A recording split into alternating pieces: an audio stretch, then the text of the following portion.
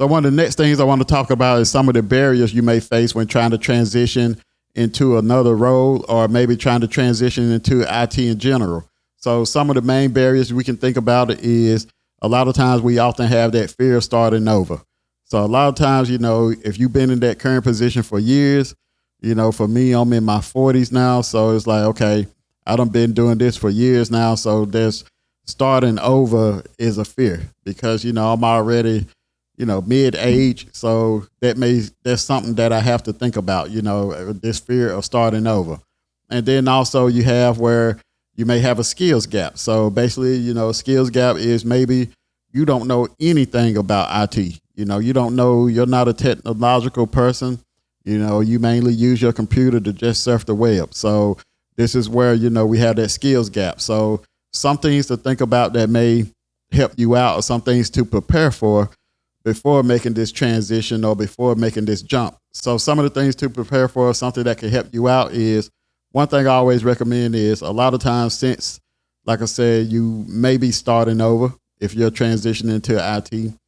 One thing I often tell people to be ready for is that short-term pay cut.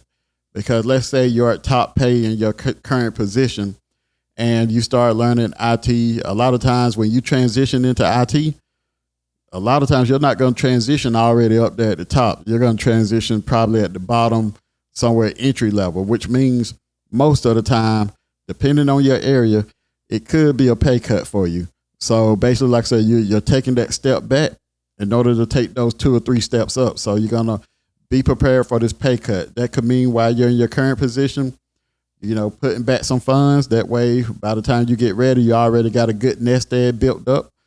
And then after we tackle getting ready for that pay cut, if that happens, the next thing you could do is, the cover the skills gap is basically start learning some skills while you're at your current position. So this could mean taking some online classes at your local community college. So taking those classes, this could mean doing some self-study. A lot of times your employer may offer some kind of resource that has some IT videos or something like that in it to where you can use it for free. So this could be, like I said, taking those courses at a community college, or maybe online doing some self-study. So you could sign up for CBT Nuggets, Udemy. There's plenty of them out there. Find one that you like and just start looking at the videos. And if it has labs, start going along with those labs. And slowly but surely, it'll start to catch on for you. You'll start to pick it up. This way, you're building up those skills before you get ready to make that career change. So this is where, like I said, we're going to cover that skills gap. Then if you're someone that's already in IT and you're just looking to pivot out of your current position into a better position, or maybe start moving up the ladder, one of the smartest moves I've seen to help you do this is basically talking to the manager at the position that you're trying to get to. So a lot of times, if you're already in the IT department, a lot of times you probably already know who that manager is. So to put yourself on their radar, basically you can contact that manager and let them know that you're interested in becoming a part of their team.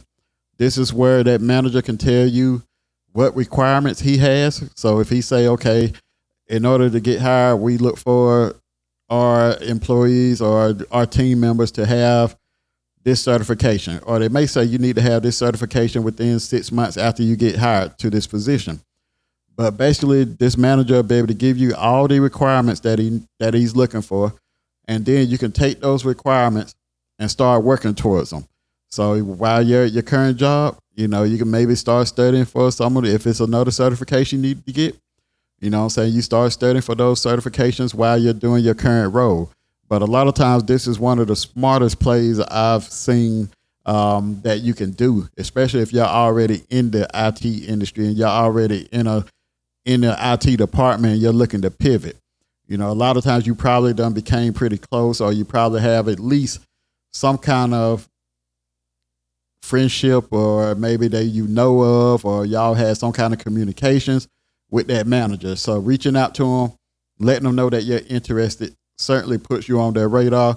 And then when a position comes open, they may go ahead and reach out to you before they post that position to see if you're interested. So I've seen a lot of good things come from just reaching out to different managers, letting them know that you're interested in becoming a part of their team.